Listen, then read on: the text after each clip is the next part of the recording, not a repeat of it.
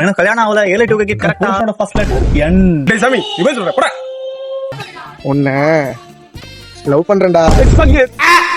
எப்படா சொல்லுவான்? ஏய் நதிமே உண்மையதான் சொல்றியாடா? ஆமாடா, ரொம்ப நாளா சொல்லணும்னு இருந்தோம் இல்ல. டேய் நம்ம ஃப்ரெண்ட்ஸ்ரா.